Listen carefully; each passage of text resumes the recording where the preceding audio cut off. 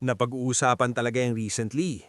Si Kim Chiu at si Paolo Avellino ay spotted together sa Paris at marami ang nakapansin na parang bantay sarado si Paolo kay Kim habang naglilibot sila.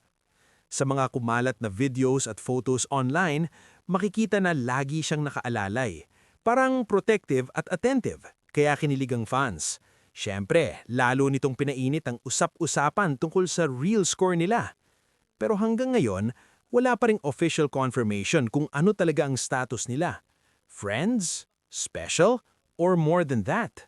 Kung tutusin, hindi nakakagulat kung bakit kinikilig ang fans. Yung nakita kay Kim Chiu at Paolo Avellino sa Paris na parang very attentive at bantay sarado si Paolo, natural lang ma-interpret ng tao bilang may something special. Sa showbiz kasi, bihira yung ganong level ng pagiging maalaga kung purely casual lang. Pero kailangan ding maging realistic. Pwedeng close friends lang talaga sila, pwedeng promo or bonding dahil sa projects, at pwedeng sadyang gentleman lang si Paulo. Sa ngayon, wala pang malinaw na confirmation, kaya speculation pa rin ang lahat. Madalas din sa ganitong sitwasyon, mas lumalaki ang kwento dahil sa kilig ng fans kaysa sa actual na nangyayari. Mukhang may genuine closeness at comfort sila sa isa't isa, which is already a good sign kung ano man ang relation nila. Pero hanggat hindi sila nagsasalita direkta, mas okay na i-enjoy lang ng fans without jumping to conclusions. Unang-una, yung eksena ni na Kim Chiu at Paolo Avellino sa Paris ay parang classic soft launch vibes na madalas makita sa showbiz. Hindi sila nagko-confirm pero yung actions nila nagsasalita.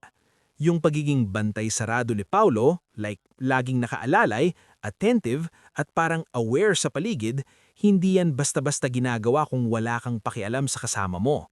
Pero eto yung nuance. Hindi automatic na romantic agad. Sa kultura natin, may mga lalaking natural na gentlemen, especially sa public setting, lalo na kung alam nilang maraming matang nakatingin. Pwedeng ginagawa niya yon out of respect, care, or pagiging protective lang bilang kaibigan o co-star. Pero bakit kinikilig ang tao? Kasi may consistency. Hindi lang isang beses nakita.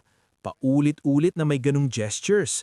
At sa psychology ng viewers, kapag nakikita mo ang dalawang tao na komportable sa isa't isa, may natural chemistry at hindi awkward kahit may cameras, automatic nagbubuild yung narrative na baka may something.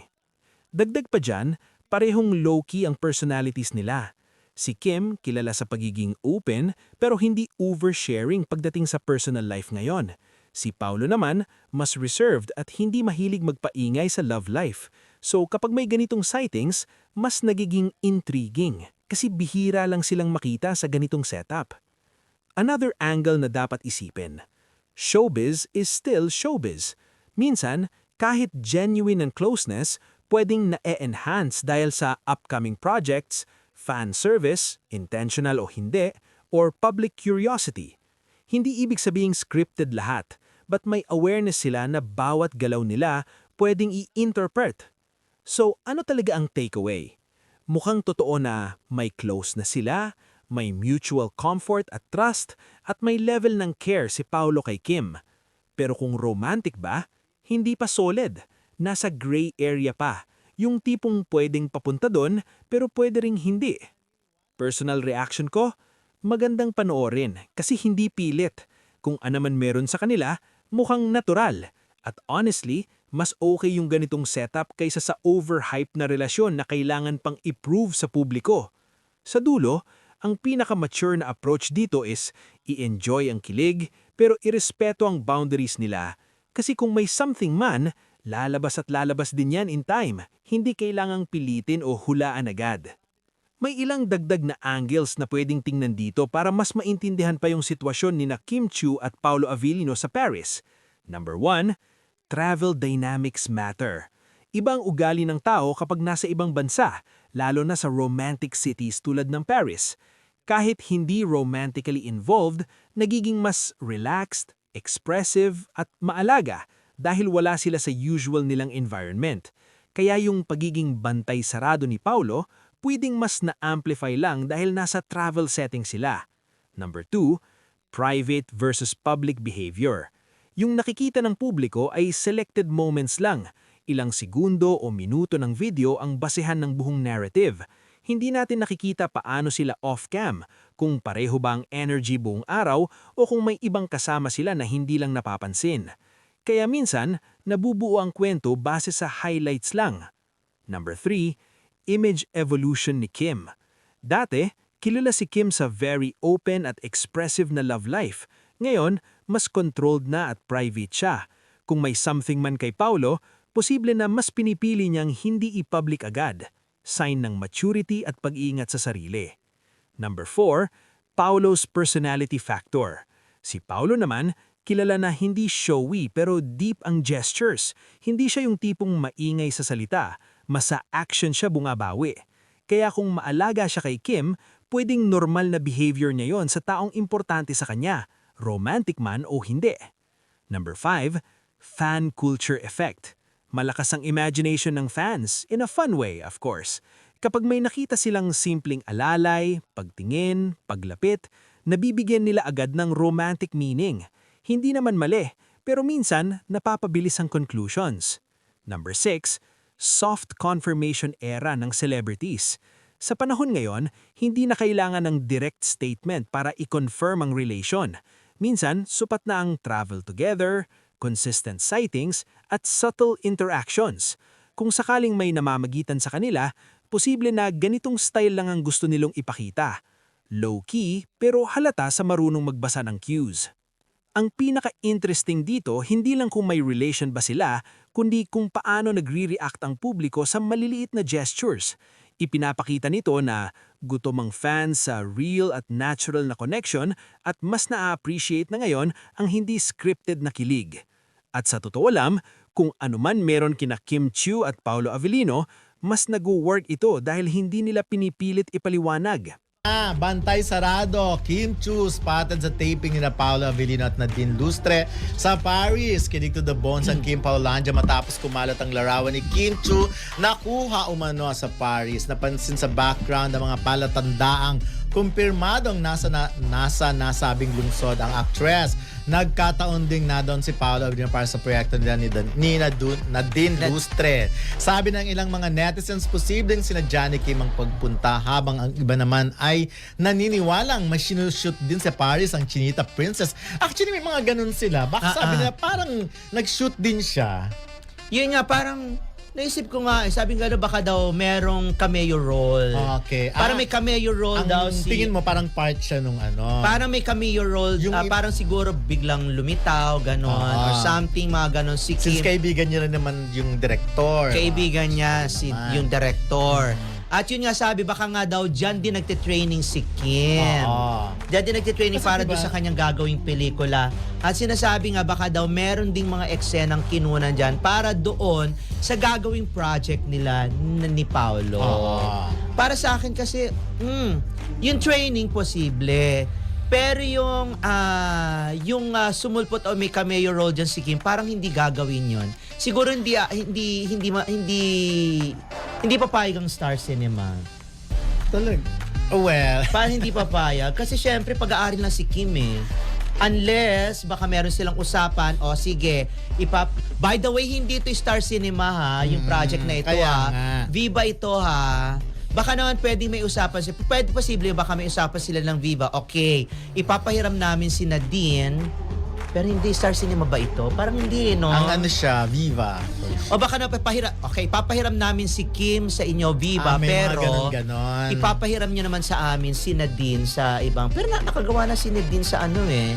'Di ba kasama niya nga si Vice Ganda.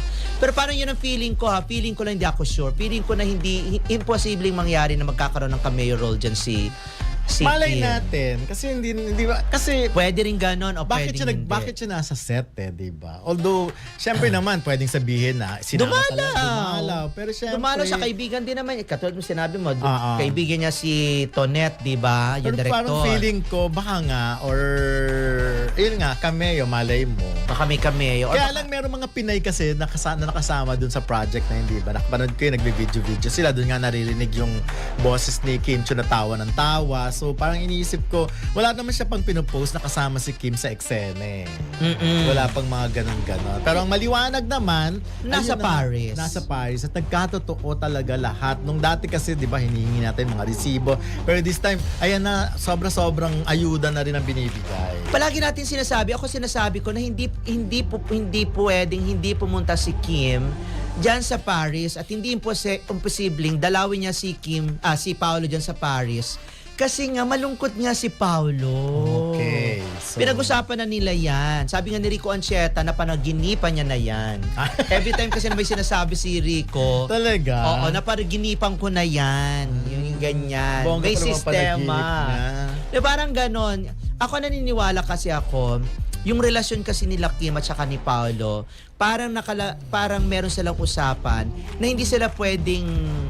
hindi po pwedeng tumagal na hindi sila nagkikita at hindi sila nagsasama.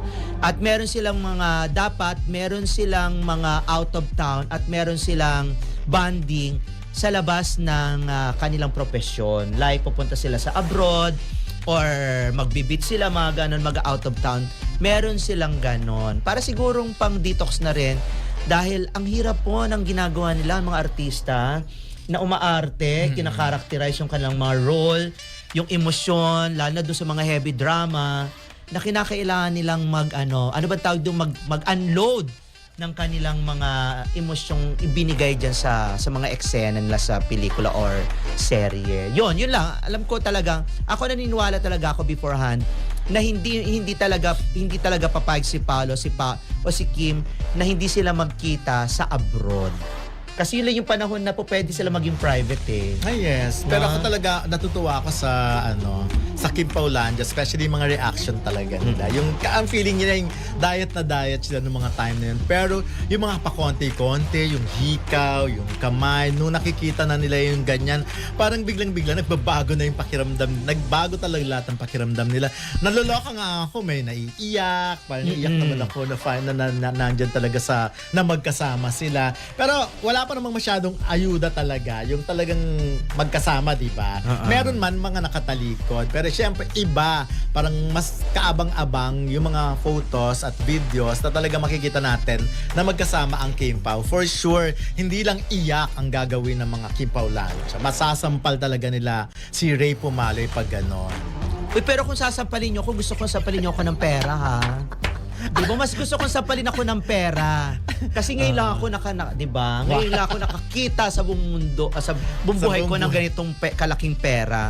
O teka muna, sabing ganun, Huyo kasi. Ayan. Sabi ni Huyo, baka daw same ng ending ng movie ni Tony at ni Papa P, sumulpo si Direk Paul. Pero si Direk kasi ay hindi naman talaga artista.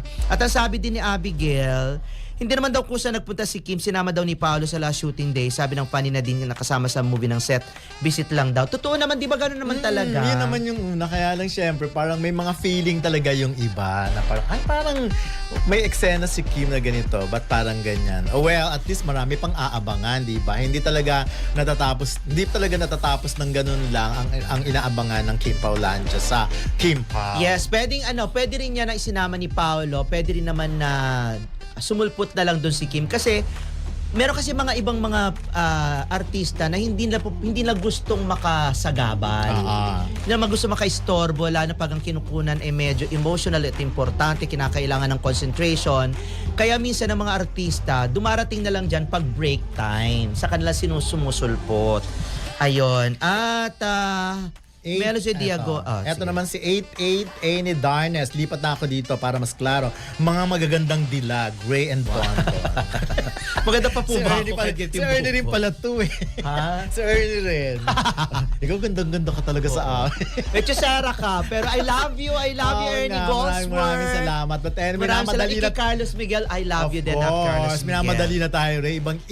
Ibang Easter egg. Mga Becky, alive na alive sa paayudan na Jason D.